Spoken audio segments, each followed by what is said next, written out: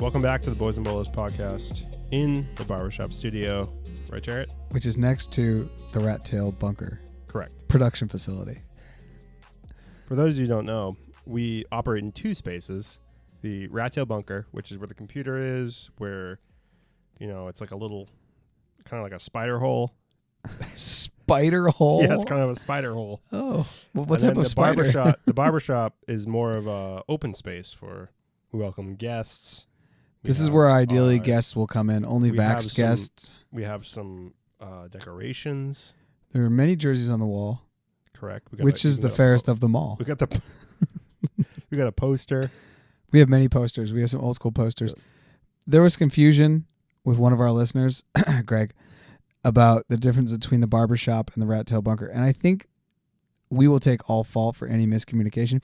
We started out in the Rat Tail Bunker, and then we eventually moved into the barbershop once it was curated for more of a podcast vibe.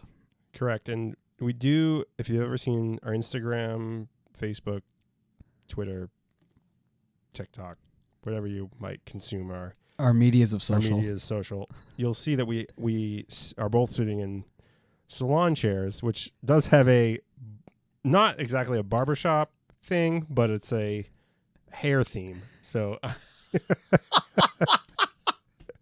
yes, a hair theme. It's a hair theme. We're not here to talk about hair, though. We're here to talk about the Premier League. Hairier things like the Premier League in the year 2021-2022, in the year of our Lord. We are going to give our predictions. We're going to give our thoughts, our musings, our week one. Our opinions. And the Premier League, that starts this Friday, my friends. Literally, we're actually recording on Thursday night. The Prem starts tomorrow, and we have to record on Thursday because we had Nader and Eddie with us on Zoom. It was the first time we'd ever had two Zoom guests at the same time. Didn't work out well. And we botched it. We JV'd it, and so we realized that today with the audio, and we have to do this again. But I have their picks, and I'll share them with you tonight. Should we get right in that? Oh, like P-I-C-K picks. P-I-C-K picks. Like pictures. Yes, I have their pictures. I like to keep all of their pictures on. We share iClouds, and we all just take selfies and keep them up in the... You were going to give me their pictures. I was going to have to post them within the podcast, and I feel like listeners were going to have it would be kind of funny if we went to, I guess Sears doesn't exist anymore, but you remember how, as a kid, you had to go... Yeah, we had to get headshots. We go get, our school headshots. I'm, hugging a tree. It's like Boys and Bolos. Boys and Bolos. Weird vibes, 2021. Before we get going, let's talk about these weird vibes. If you don't know what I'm talking about, you must be living in a cave. These are the weird vibes. I posted this on the IGs, and it's on our TikToks, Facebook, and Instagram. You should all follow. Messi moved to PSG. That has happened. He and Sergio Ramos are now brothers. Mm-hmm. U.S. men team is in FIFA's top 10. We've been in the FIFA top 10 before. It's not, it's not crazy, but okay, we're back. Jorginho is currently third in the running for the Ballon d'Or after winning the Champions League, the Euro Cup, and the Super Cup in as many months. And Kepa just won the Super Cup in penalties, a man who I thought would have been deemed legally blind. I thought he would have been a man that would loaned out to a Portuguese team or something, because he is not very good at just kind of doing the soccer thing. Doing the goalie thing. During the game. You're right. Peter Cech has been working with him extensively, apparently, to build him up because they realized they dumped millions of dollars into him and he just hasn't paid out. Edouard Mendy's our go-to, but if you were able to watch the Super Cup, they put in Kepa for the PKs. It was very much like a Tim Krul when he came in for Holland against Costa Rica in the 2014 World Cup, which I remember. And Tuchel said after, he's like, Mendy knew about this. This isn't an ego thing. Mendy knew that if we went to PKs, we were going to go with Kepa just because we've looked at the stats and he's a better shot stopper in PKs. Ends up saving the last PK. It was kind of a bad PK, but he saved it. He dove the right way.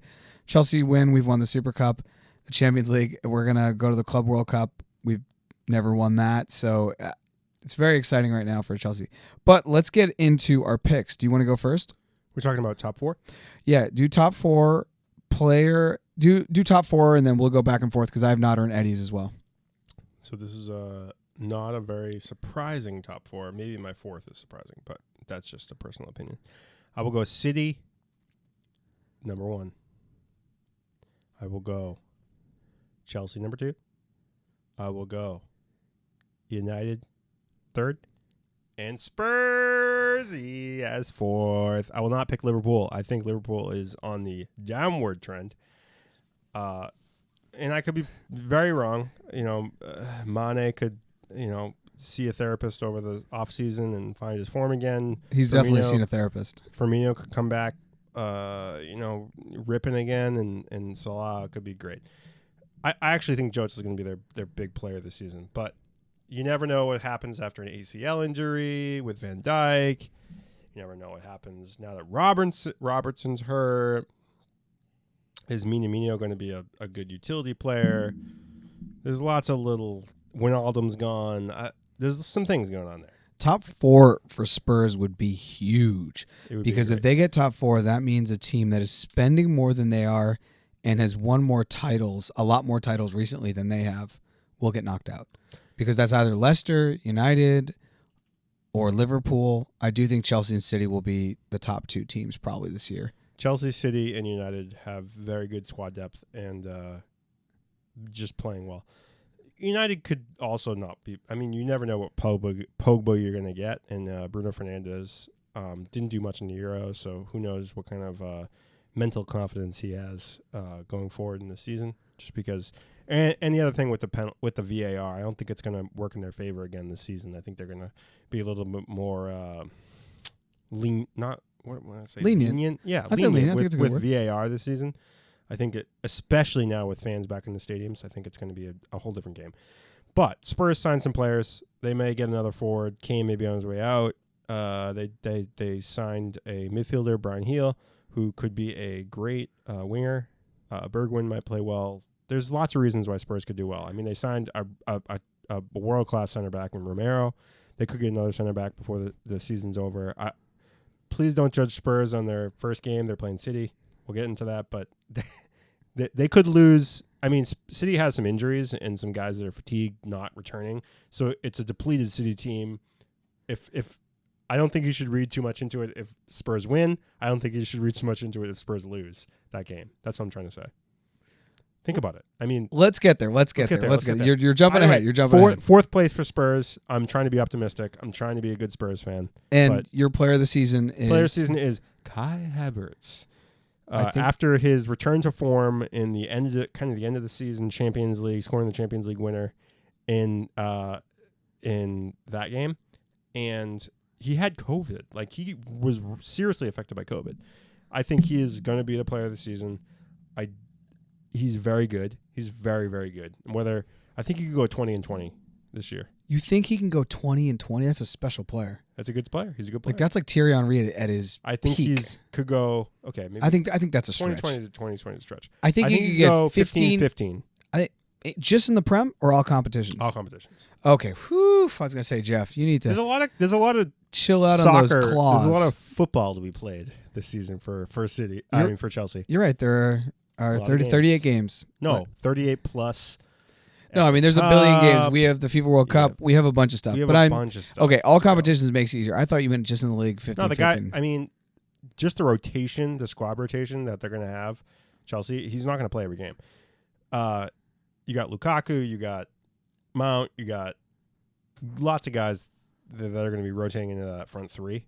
And he's going to find plenty of times where he's going to contribute positively to the game. So I think he's going to play really well.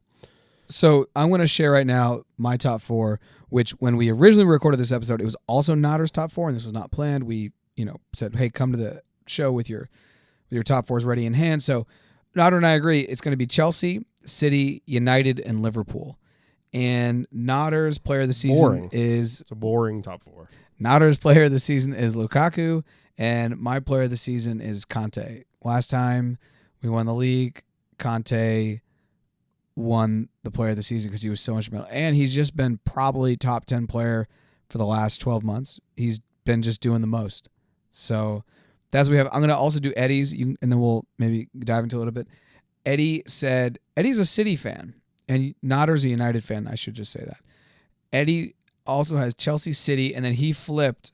Instead of having United, Liverpool, like Notter and I had, he has Liverpool above United, which I think I think either of those are interesting. I think thinking about the top 4 is just interesting in general because we're discounting Leicester, who last season I thought was actually the most consistent team. Leicester literally was the most consistent team in the top 4 except the last week. Which they got smacked down by Spurs. Right, which has now happened to them twice in a row. But they just 2 won the seasons Community coming. Shield. They won the Community Shield. They beat a depleted City team. So, teams we're not thinking about in the top 4, They at lost least. They lost Fafana for the whole season, which is actually a big hurt. Which is a huge loss. But, in the top 4s that both Nodder, Eddie, and myself gave, which have Chelsea, City, Liverpool, and United, or United, Liverpool, we're discounting Spurs. We're discounting Leicester. We're discounting West Ham, that looked good, and then I think we'll continue. We're discounting Aston Villa, which I think is also going to be another strong team. Yep. And Arsenal.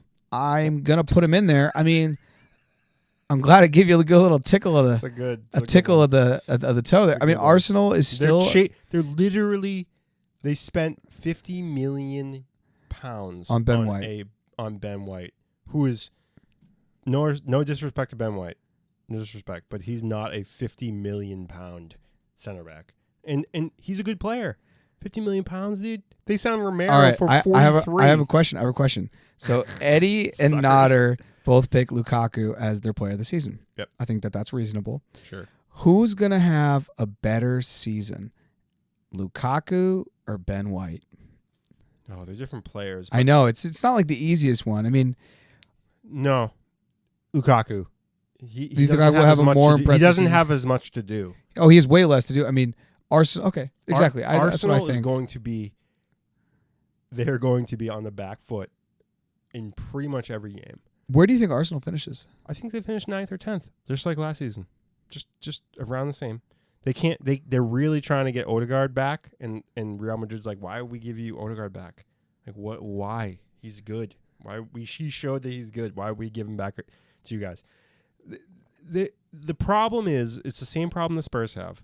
It's that they have no European football, real European football. Oh, you guys have the Conference League. Yeah, I know, but that's not real. Mortal Kombat of the ancient world of Europe. It's going to be dark.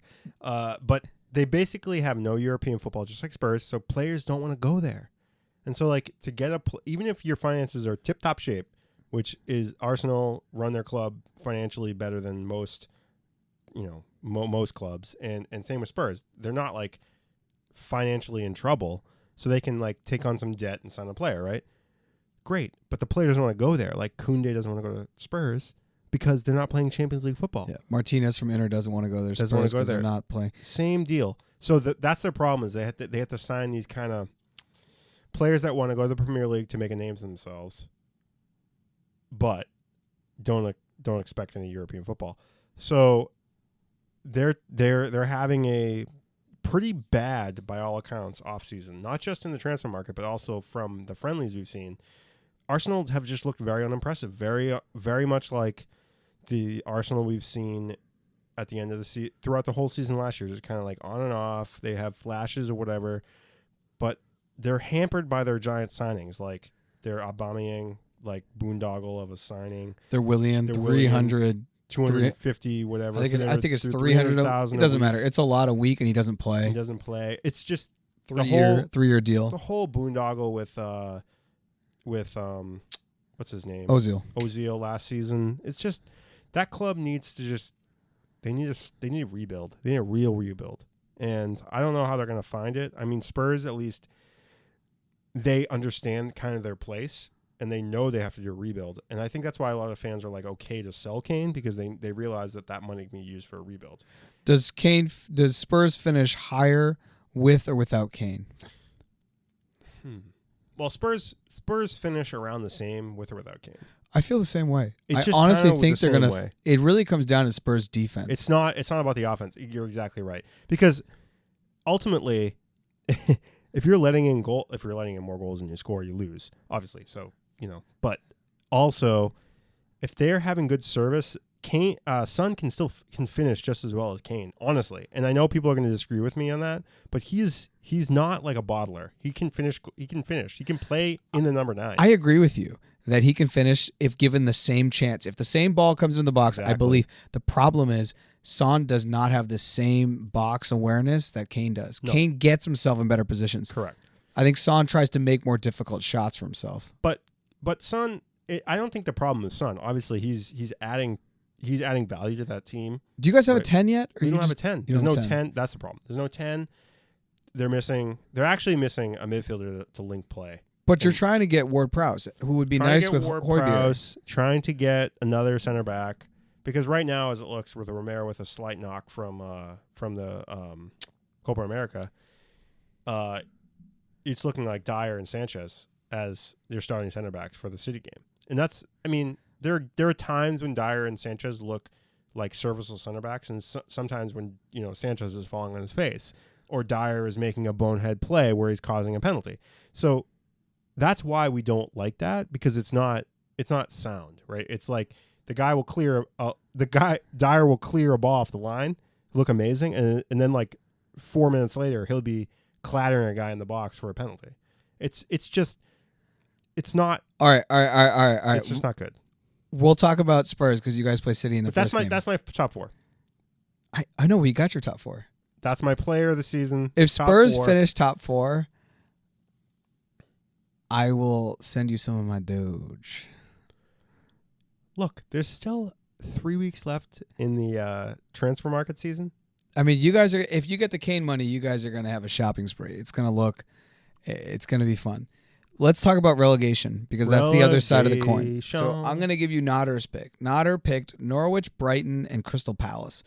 The Crystal Palace pick, he went into more depth because he basically thinks Patrick Vieira is over his head, and Crystal Palace probably shouldn't have signed him. I actually couldn't agree more. I don't know if Patrick Vieira is ready for the Premier League, and obviously as a player, he won. I think he won everything. He won the World Cup. He was an Arsenal guy, right? Yeah, Arsenal. He won the World Cup. He won the Euro in 2000. I mean, he was a beast. He was phenomenal. Like with Arsenal, with the Invincibles, one of the best dominant midfielders probably in Prem history. Probably be in the Prem. Now that they're doing the Hall of Fame. This is my problem with picking Crystal Palace as a relegation team, is that there are 3 teams that are definitely worse than them, or at least that's my issue with it. So share your relegation teams.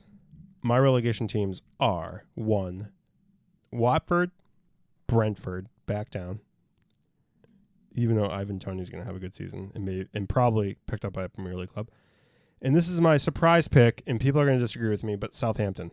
And you know why? Because clubs are poaching those players. Once they lost Danny Ings, they lost like Danny Ings, 40% of their ability to score. They're going to lose Ward-Prowse, maybe not to Tottenham, but definitely to another club.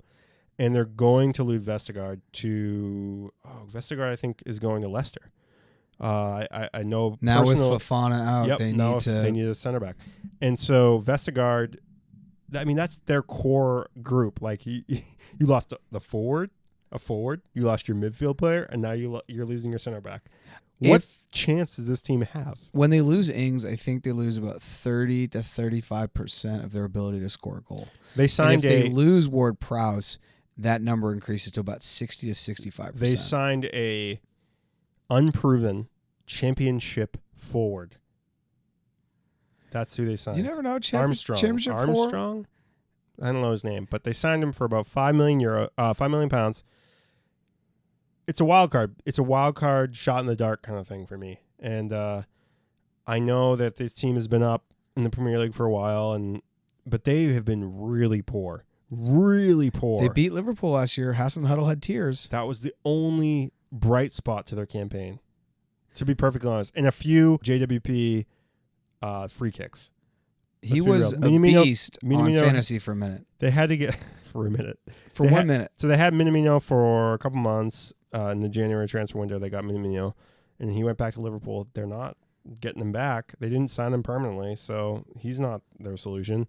You got Che Adams, and you got a few other guys. You got Kyle Walker-Peters at right back. If they get relegated, I'm going to be impressed because I think that this is a call. I think you and Nodder saying Crystal Palace, and I think you saying Southampton. Those are calls because I feel like these teams will hold on.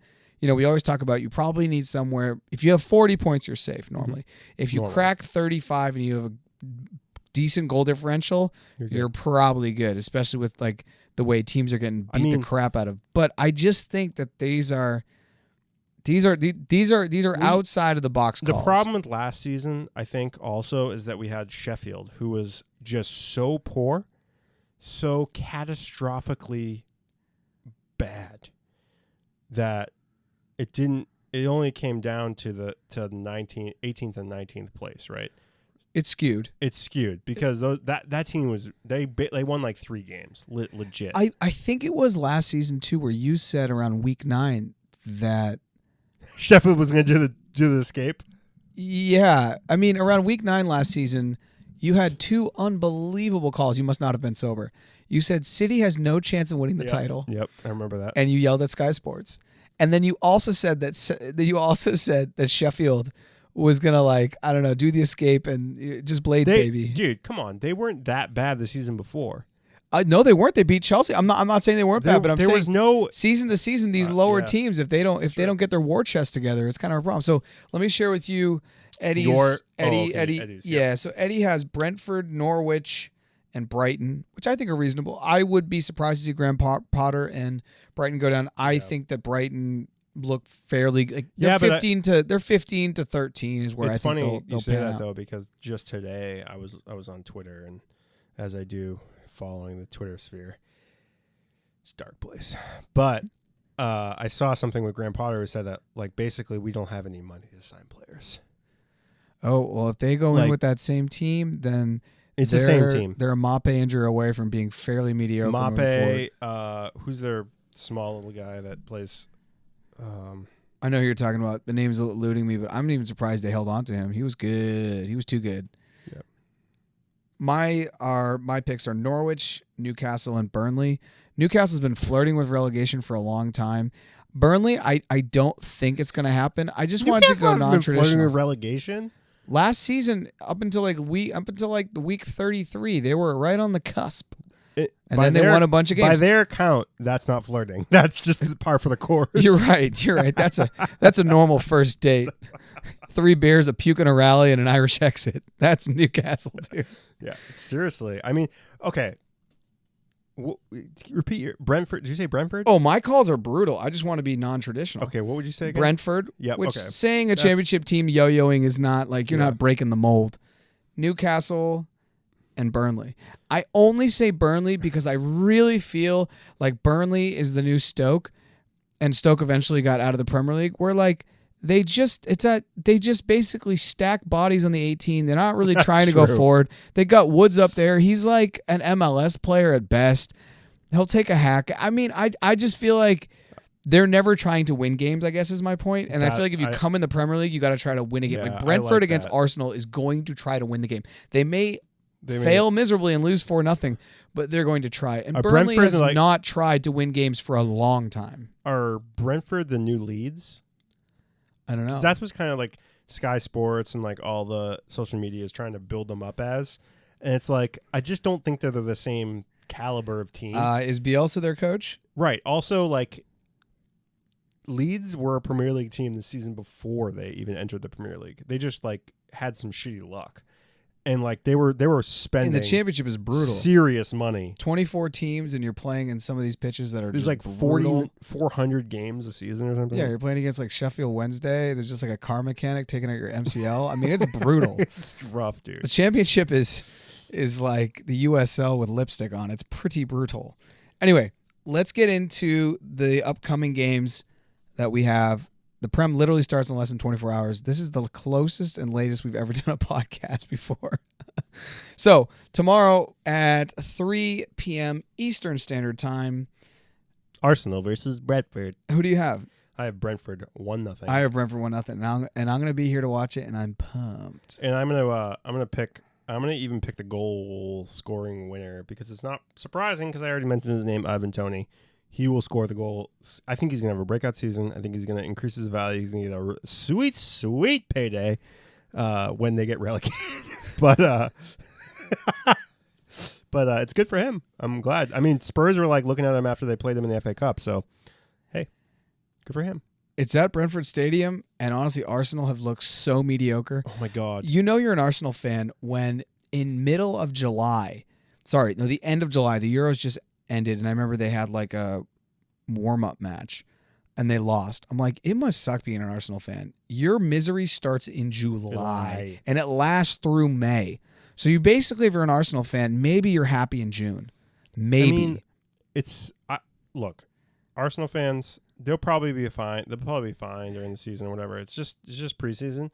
But like, I think that they're coming like and there's a lot of Arsenal fans that listen to this podcast. So hopefully you've made it to this far and you haven't been like, oh, these guys hate us. But like, I feel like with the Arsenal fans who are in my friend group and who I talk to and we talk soccer, they're becoming a lot less disillusioned, and they're kind of like, oh yeah, we're run by shit owners.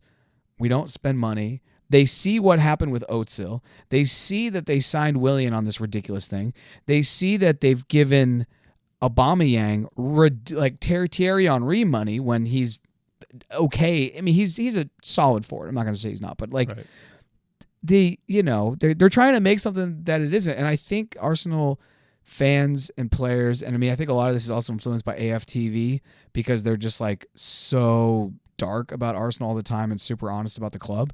I think that there's kind of like a more of a coming to reality moment, because I don't know. I used to talk with Arsenal fans 4 or 5 years ago, and they're like, "We're gonna win the Prem." I'm like, "Dude, you're not. Maybe you finished top 4." And now, I think that there's a little bit more of an understanding. I mean, I don't know.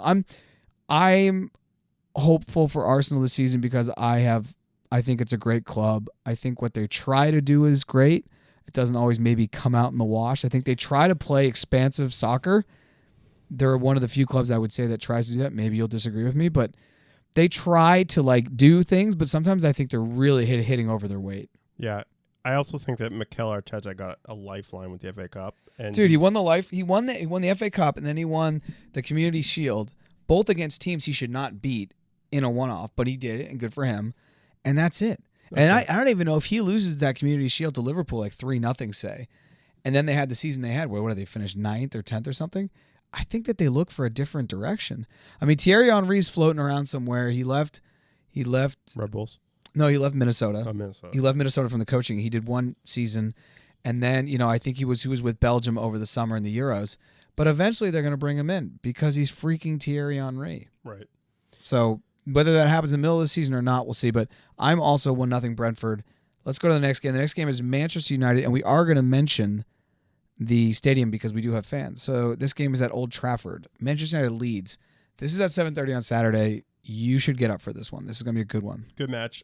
I believe in Leeds. I haven't seen much on the transfer market for them in terms of who they've added, what they've strengthened.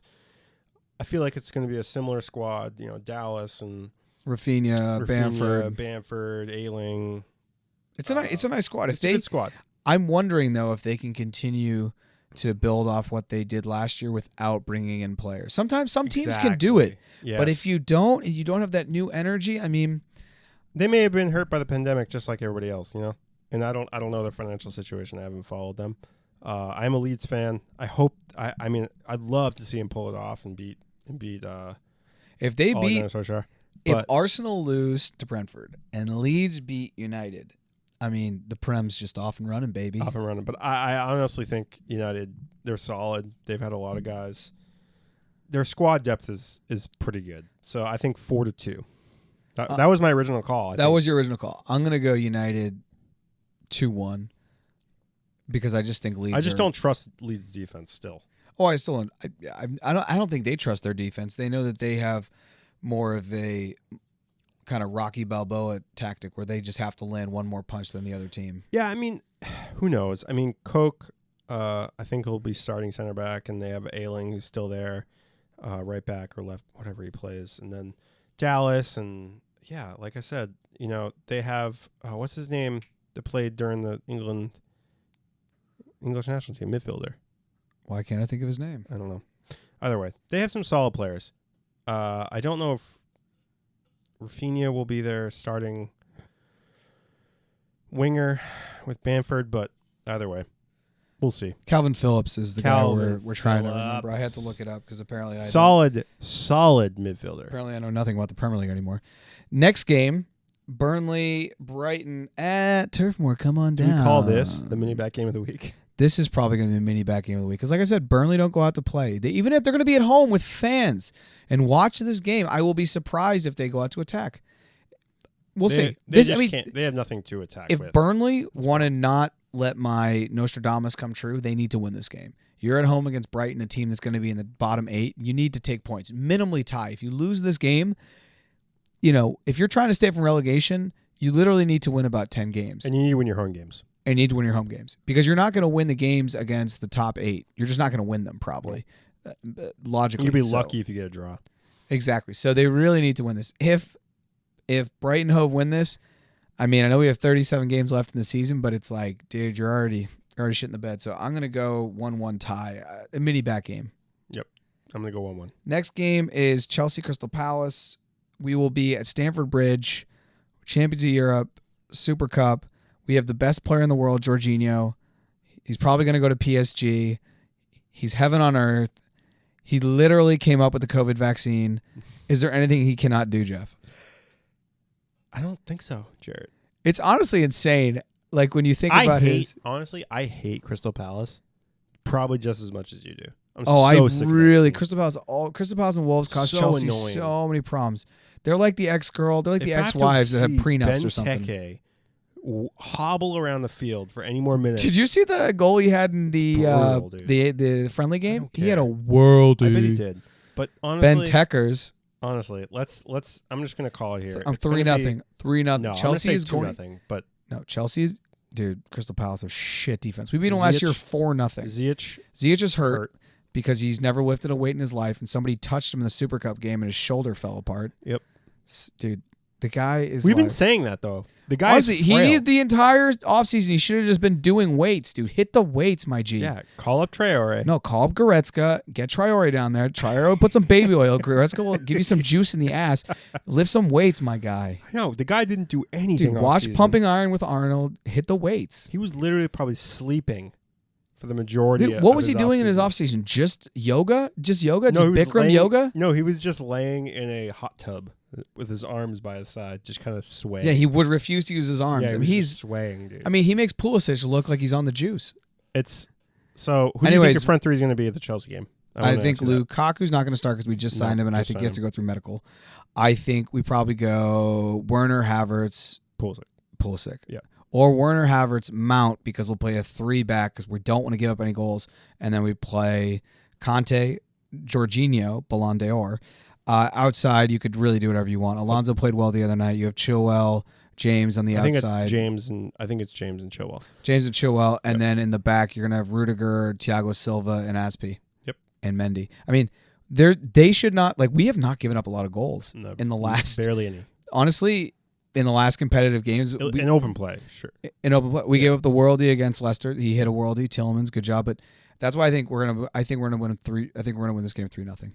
I'm going to say 2-0 just because it's the first game of the season and it's going to take a little bit of time to get used to. Yeah. Next game, Everton, Southampton, and this game is at Goodison Park. So I'm going with Everton. I'm going to go Everton 2-0 actually. Yeah, me too. Southampton, I just think they've had so many squad changes that they maybe weren't ready for, and I do think it's going to be interesting to see if James Ward-Prowse gets minutes. Even plays. If he doesn't play, it's because he's about to move. Yep. It'll be very telling to see who is on the move after this weekend based on who plays. Yes, I mean, Southampton's in shambles.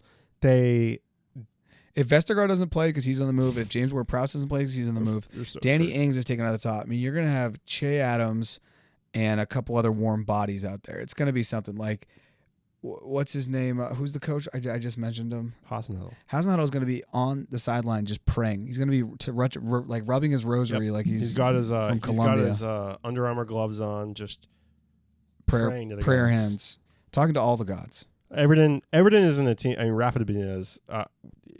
Think what you want of him, but I can't see him getting the best out of that squad with what they have. You got Richarlison, Flopmaster. You got James, who's unconvinced he should even be in the Premier League because he really wants to play for Ancelotti. And I mean, they still have potentially one of the nicest strikers in the Premier League, Calvert-Lewin. And Alon was out a lot last season. He's nice in the middle. Yes, but I will also remind our listeners that DCL, as they call him, DCL. In the streets. In the streets. Don't forget. He has picked up a knock since last week, and he has a only 75% chance of playing, according to according to Premier League Fantasy. He's on my fantasy team, by the way. Oh, yeah. And if you're listening to this, and this will be the morning on Friday, you literally need to get your fantasy team. We have 16 teams. ASAP. We're trying to get to 20, baby. We want to get to 20, and the whole point is to not let Oz win. But let's finish the. All right. But but I'm trying to say that he is slightly injured. All right. Yes. He's slightly injured. Leicester City Wolves. Ooh. This game is going to be a good one. Fresh off there. It's going to be played on King Power. Fresh off. They will carry the Community Shield out to the middle. Will they? Will they do that? Probably.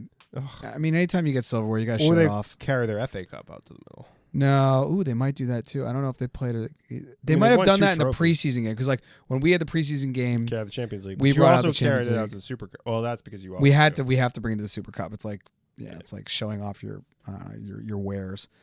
I am going to go with Leicester. I think Wolves is a good team, but Leicester's better. James Maddison matters when he wants to play. He's phenomenal to watch. I honestly would have rather seen Chelsea pick him up and get like Dominic Calvert-Lewin or something to put him up top. He's just so nice. Matters is. I would rather see them get Declan Rice, but that's okay. Neither here nor there. I got Leicester City 1-0. They've been pretty conservative in their wins these days. Yeah, you got Iheanacho, you got Vardy. Who knows if he drank like 12 beers the night before? Oh, dude, Vardy's always. Blood alcohol levels always litty. He had like 7 Red Bulls before the game started. I feel like Vardy's like the Marshawn Lynch of the Premier League, because like Marshawn Lynch will be like run through people, and then he's pregame just like eating Doritos and Skittles and shit. Yeah, and I feel like Vardy's on the same level. Thing. He just doesn't even care. He's like, yeah, I'm gonna have a Coke and then go out and destroy. Yeah. I actually agree with you on this one. I think it's gonna be 1-0. All right, Aston Villa, Watford. Aston Villa, 100%. You got Ollie Watkins kicking around the ball. Danny Ings. Ollie Watkins is noise. And you got Danny Ings now, kind of like the hold up forward. Dude, Danny Ings is doing his business. Danny Ings is just like dad bod and goals, baby. Yep. Let's go. And you got Ollie Watkins running around. I think Aston Villa could kick the shit out of Watford. Watford's a team that none of us picked in relegation, but they could easily. No, I picked them. You did? Oh yeah, for sure. Oh, for Sheezy. Watford, Brentford. I said Watford, Brentford, and Southampton. Oh, my bad. Yeah, Watford's going down. I got 2-0 on this game. Aston Villa. Yeah, I agree with that. Next game is Norwich City, Liverpool. Welcome to the Prem, Norwich. Welcome to the Prem, Norwich. Liverpool's got something to prove. They want to come out just kind of firing on all cylinders. I think they got this 3-0. I'm gonna go 2-0. It's at Carrow. So I don't care. That doesn't matter to me. Fair. I'm gonna go 2-0.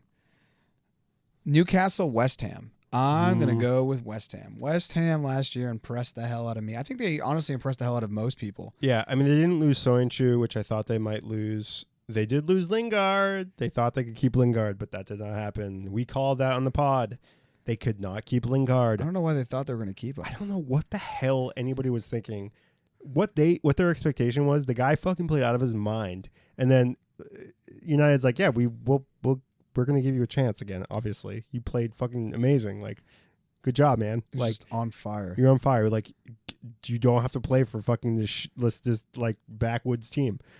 This backwoods team in London. In London. But to be honest, like, they're not the Rochester Rhinos. Okay, but to be fair, like, if you're Lingard, like, he gets the train at the United facilities. He gets all the access to United shit. Better. No, I mean Lingard wants to play for United. That's the plan. Why he. Yeah. So right, anyway, but who do you got? I got West Ham. I got West Ham. 1-0. Either way, yeah, West Ham.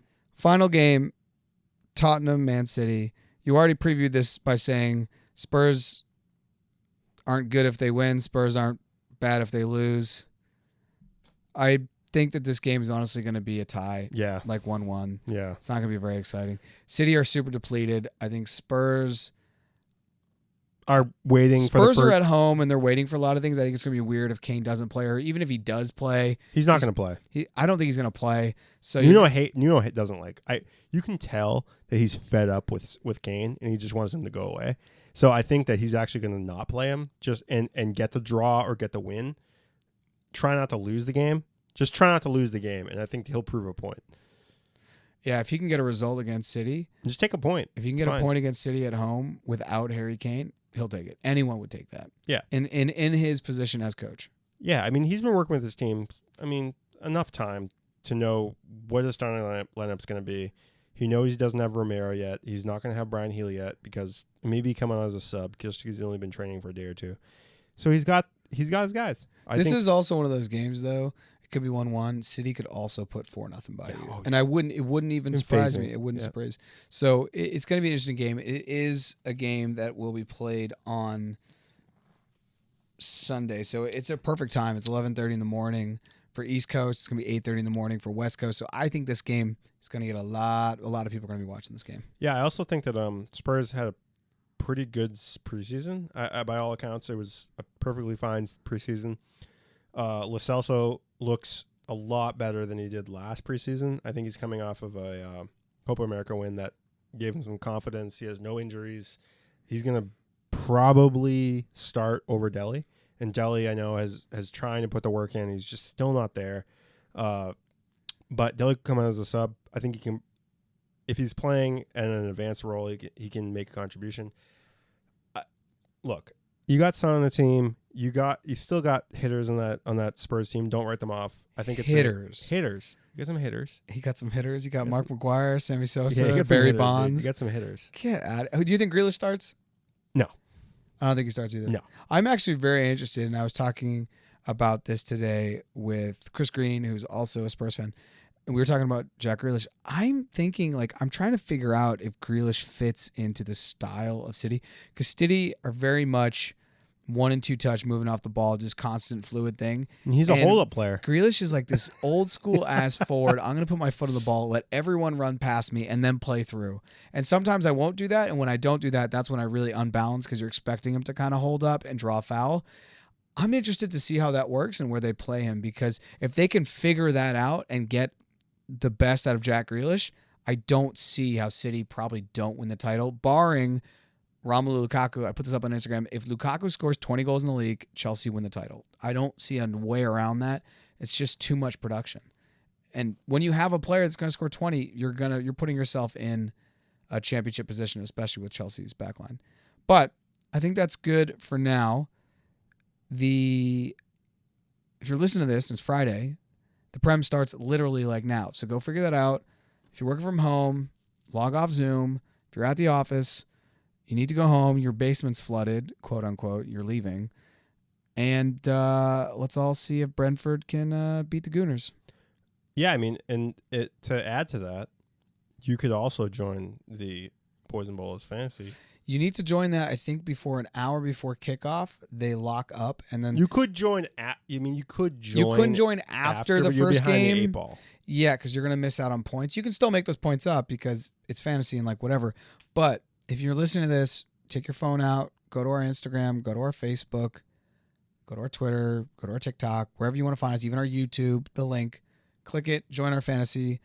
The winner gets $50 and 1 piece of swag from our online store, which I need to update with some new swag. I would encourage all of our listeners to really watch Premier League this year. It's going to be an interesting season. Honestly, dude, the Prem's getting more and more followers. I talk to people all the time I think I'm going to watch this year. The NFL sucks, dude. Dude, you don't want to watch any of that bullshit. You got to watch just as much content as you watch ads. You watch Miller Lite ads. What are we doing, people? Yeah, this is 2021. You can actually watch a sport. 45 minutes of solid content. You see some ads for 15 minutes. Yeah, then you can go on a 2-mile run in 15. You come back and you watch the last 45, and in 2 hours it's done, baby. You watch your team. That's it. That's it. That's it. There's ties. It's not MLB. MLB doesn't have a score thing. It could take 9 hours. Forget that. We'll see you next time, I guess. Thanks. Ciao. Ciao.